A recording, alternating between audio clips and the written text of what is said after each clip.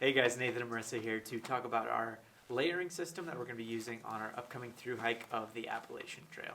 We just have a couple of weeks left and we are getting really excited. We do have a late February start date, so our layering does reflect that. So for our main pieces of clothing, I went with some Ultra running shorts with the built-in underwear. That way I don't have to worry about underwear. Found these at a Goodwill when they were selling some of the new items. And so really like those. Generally only use those for hiking though. I also have an REI Sahara men's t-shirt in gold. I really like this, super comfortable, does really good at wicking sweat. I also have a second one as well, so if this one does get destroyed or anything along the trail, then I can have one sent to me as well. Now, for me, I'm going to have Darn Tough socks, and I went with the Crew socks because I like a little bit extra height because I tend to have dirt and debris in my socks and shoes. And because of that, I also went with a pair of Ultra running gaiters, which pair really well with my Ultra Olympus 5s to keep some of that dirt and debris out of my shoes because I get super annoyed when it sticks in there for any amount of time. And then for me, I will also be having some Darn Tough socks that I will be wearing. I've got all different sizes, but they are fantastic socks. One thing that we like about the Darn Tough brand is that they have a lifetime warranty, so any issue with them, you can send them in and get a new pair. So those are really nice. Then for myself as well, I have just some athletic shorts that I will be wearing, easy to replace along the trail if I need to. So nothing special about those. And then I also have an REI Swiftland women's t-shirt that I will be wearing on the hike for pretty much every day. And then I will also be wearing some synthetic underwear and likely an Under Armour sports bra as well. So then for our base layers, we chose to go a couple different routes with that. For me, I have a pair of Rab Syncrino base layer leggings. These are super lightweight and they're a blend of merino wool and synthetic. So you get a little bit more durability than merino wool and a little bit better smell than pure synthetic. So I do like these. They fit really well, super lightweight. Then for my upper body, I have a Rab Flux pull-on. I would say it's a half zip more than a quarter zip, so really good at venting. And it also does have thumb holes. Rab's been a favorite brand of ours for quite a while. They make solid outdoor apparel and gear, and so we kind of leaned into that a little bit with some of the gear that we have. Definitely. For me, I also have the Rab Flex Pull-On that I will be using. It is very warm. It's a great base layer. And then I have two just additional pants that I'll be bringing. So just some Columbia pants. They're very lightweight. They're pretty thin, but when paired with other things, it's nice to have an extra layer, and they're actually really great to hike in. I've used them on backpacking trips before, just especially in the morning when things are a little bit chillier, or at night, just have an extra layer. And then I also have some REI base layer leggings that are a mid-weight, so a little bit warmer for me, but much needed in that, and worth the weight for that. So then for our insulating layers, we kind of have two different styles of insulating layer. We have an active insulating layer and then one that we'll wear more around camp. And so for me, my active insulating layer, I went with a hoodie from Jagged Edge Mountain Gear, which is a small gear company located in Telluride, Colorado. It does have a hood on it, and it provides a decent amount of warmth for the weight. It comes in at a pretty light weight. I'll throw it up on the screen so you can see what that is. The only downsides with it when compared to a Melanzana or something like that is it doesn't have a pocket in the front and there is no cinch around the hood. However, the hood is pretty snug, and so you don't really need to tighten it down a lot from my point of view at least. Then for our kind of around camp insulating layer, we went with the Torrid Apex jacket from Enlightened Equipment.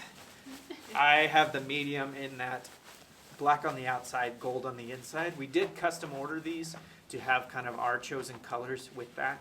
It did take quite a while to come in, especially with that creeping up on the holidays, but I think it was definitely worth the wait for that. when doing a lot of research on these pieces of gear, a lot of people say that the warmth to weight ratio of the Toward Apex is compared to the Mountain Hardwear Ghost Whisperer. I was a little concerned because I have a Ghost Whisperer, and would it live up to that? And honestly, I found it to be warmer than that in a lot of different instances. And so I think it's super great. It does fit pretty true to size, at least for me. A lot of times it said they size up a half size, but I found it to be pretty true to size. It does have the cinch around the hood and then at the base as well. So super, super great. Yeah, I ended up also going with the Toward Apex. For my custom colors, I did the black and then like a mint teal on the inside. I honestly have really loved it. It was a little surprising to me how warm it actually is. So I have loved that as well. And then I ended up opting for the full zip versus just the pull-on, which I was kind of in between the two. I opted for the full zip just because I think it'll be easier for layering and taking on and off all my different layers. And then as far as my active insulation, I got, I already had my Melanzana. It's a pretty old Melanzana, but it's perfect for what I need it to. Similar to Nathan's active insulation, it doesn't necessarily cut the wind really great, but that's not what we're looking for in this layer. So it does add the extra warmth that I need when hiking and or at camp. So then for our rain layers, as well as kind of an outer shell layer, we have our rain jackets as well as our pants. So we both went with the Outdoor Research Helium rain jackets. So this is the newer model. They had the Helium, then the Helium 2, and then they went to the Helium.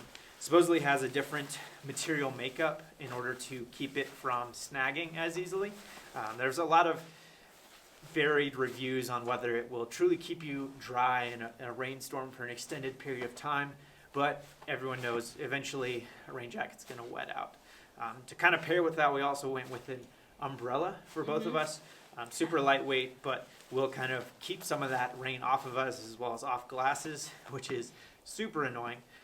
But overall, super lightweight rain jacket and can provide that extra like wind shell over the active insulation you have. I really do like this rain jacket. The only problem that I have with it is that it doesn't come with pockets, and I don't know why, but for me that really bothers me. But overall, it's been a great rain jacket. Then for our rain pants, I have a pair of just cheaper North Face rain pants. Nothing super special about them. The one thing I do like about these is they have a zip on the bottom and a Velcro cuff. It zips up to about the knee, so it's pretty easy to put on with shoes on. So super nice to be able to just pull those on and not have to worry about taking my shoes off. Basically, they will serve the purpose. They're nothing special. So. I just have a pair of Under Armour rain pants that I've actually had for quite a while. They do have a snap on the bottom as well. It kind of just depends as far as getting shoes over for that, but it does actually make it a little bit easier, which is nice too, and easier to cinch around in the case of being in a really muddy spot.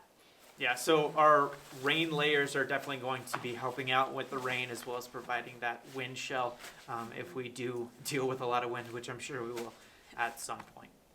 So then for our outerwear accessories, I start off mine with a Melanzana microgrid beanie.